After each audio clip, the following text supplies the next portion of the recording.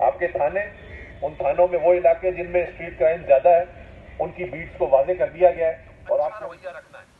उनकी चेकिंग जरूर करनी है, स्ट्रीट क्रिमिनल के साथ बहुत सख्त पेश आना है, लेकिन आम आवाम के साथ, अमन पसंद आवाम के साथ, शरीफ शहरियों के साथ अच्छा रवैया रखना है, उनसे अच्छे तरीके से बात करनी है।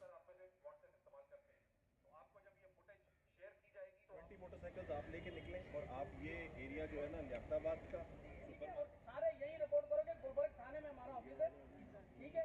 कल 4 बजे ये वहाँ मौजूद होंगे, ये आपकी ड्यूटी लगाएंगे। बिल्कुल ये साफ साफ